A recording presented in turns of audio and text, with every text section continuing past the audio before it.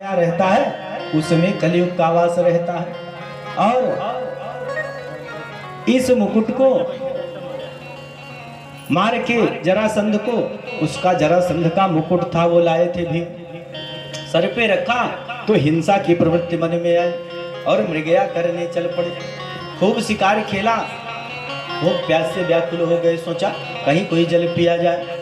एक कुटिया दिखाई दी संत की, चले गए कुटिया के पास, देखे संत महाराज समाधि में बैठे हुए हैं।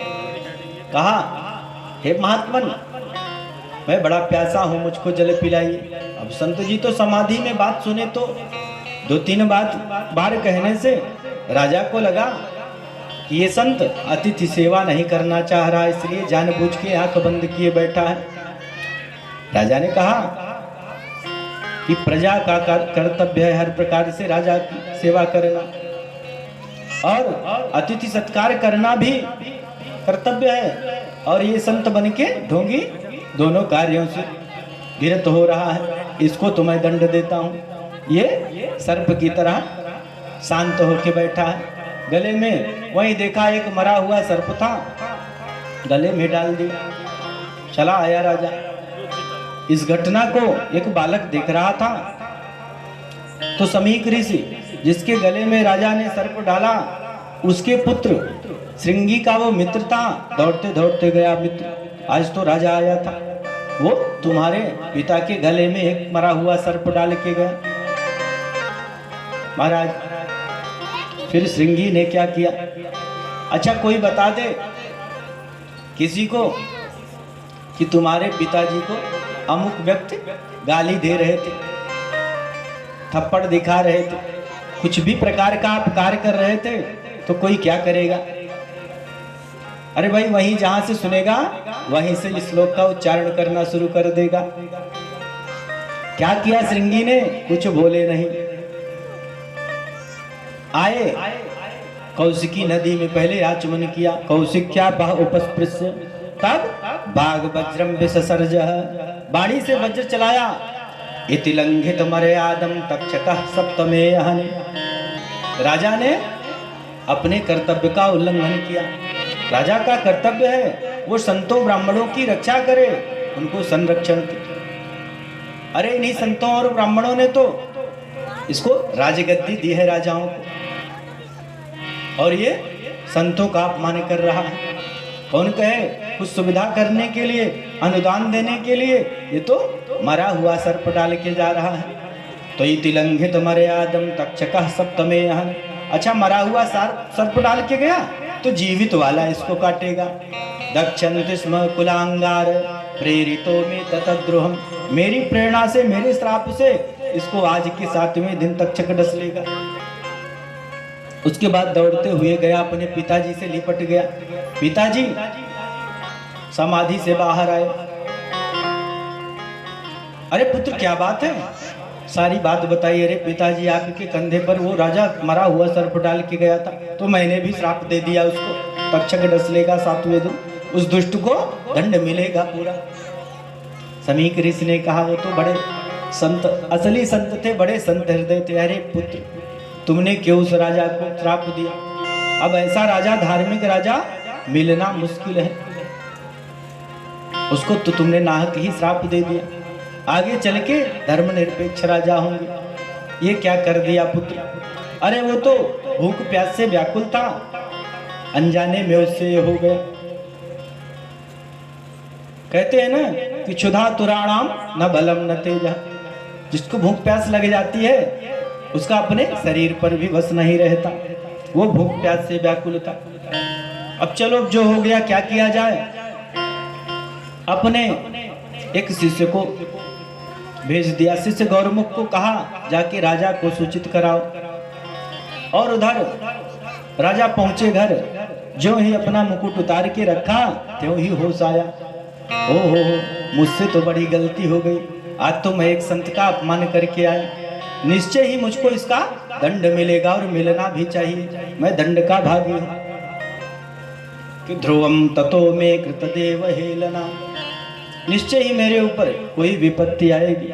और तब भर में गौरमुख ने आके बताया कि हे राजन, आपको उस ऋषि के पुत्र ने श्राप दे दिया है, 7वें दिन आज से तक्षक डस लेगा आपको। आप अपनी बिगड़ी बनाने के लिए जो भी हो सके कुछ कर लीजिए।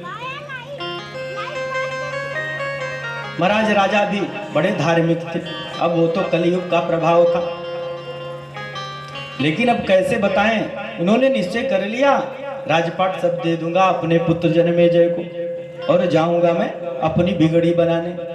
मगर प्रश्न ये है कि रानियों को कौन समझाए कि मैं 7 दिन में मरने वाला हूं। उन्होंने बुलवाया सभी रानियों को और एक बात कहा, हे रानियों। रानियों ने कहा, महाराज आपने हम लोगों को आकस्मिक बुलवाया, क्या बात है वो भी सबको? नहीं, मैं तो केवल इतना कहने के लिए बुलवाया हूँ कि संसार में किसी का कोई भरोसा नहीं, कोई कब तक जिए कब तक न जिए, अभी रहे अगले क्षण मर जाए, किसी जीव का कोई भरोसा नहीं होता। हाँ हाँ महाराज, प्रवचन मत दीजिए हमको, हमको सब पता है। क्या यही बताने के लिए आपने हमको बुलाया है? राजा ने कहा, नहीं नहीं, मैं तो ये कहने के लिए बुलाया हूँ कि मेरा भरोसा है, अब आज से 7 दिन तक मैं मर नहीं सकता हूँ। क्यों? अरे अगर मैं मर गया तो उस ब्राह्मण के पुत्र का श्राप झूठा हो जाएगा। उसने श्राप दिया है जो 7वें दिन मरने का, तक्षक के डसने का। महाराज इस तरह घुमा घुमा के बात को तो बताया राजा ने, लेकिन रानियां बहुत दुखी हुई। पूरी रनिवास में हाहाकार मच गया, सभी रोने पीटने लगे। सबको शांत कराया, समझाया बुझाया कि होनी को कौन टाल सकता है। पुत्र जन्मेजय को राजगद्दी दी और राजा चले आए गंगा तट पर, आके बैठ गए, आसन लगाया। उदंग मुखो दक्षिण कोल आस्ते, दक्षिणी किनारे पर उत्तर की दिशा में मुंह कर लिया और बैठ गए राजा परीक्षित। अब चूंकि राजा परीक्षित बड़े धार्मिक राजा थे, जिसने जहां भी सुना वो दौड़ा आया। अब कोई कुछ नहीं कर सकता, लेकिन अपने के पास बैठ तो सकता है। बहुत से ऋषि मुनि महात्मा संत सभा के बैठे हैं, कोई ये नहीं कह पा रहा है क्या किया जाए क्या नहीं। महाराज तब भर में देखते हैं कि वहां सुखदेव जी प्रकट हुए कि तत्रा भगवत भगवान व्यास पुत्रो, व्यास पुत्र व्यास नंदन सुखदेव जी वहां जैसे प्रकट से हो गए। किसी ने आते जाते देखा नहीं, जैसे एकाएक आ गए कि तत्रा भगवत भगवान व्यास पुत्रो यदृच्छया। क्या किसी ने भेजा था? नहीं नहीं, यदृच्छया अपने आप ही आ गए वहां। गामट मानो न पेक्षा।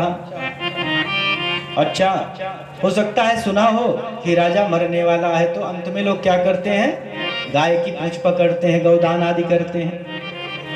तो गौदान लेने आए रहे थे क्या? कहा नहीं नहीं, अनपेक्षा।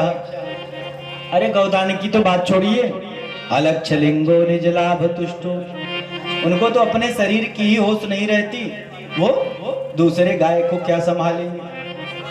जो जितना है जैसे है, जो भी मिल जाए उतने में संतुष्ट है।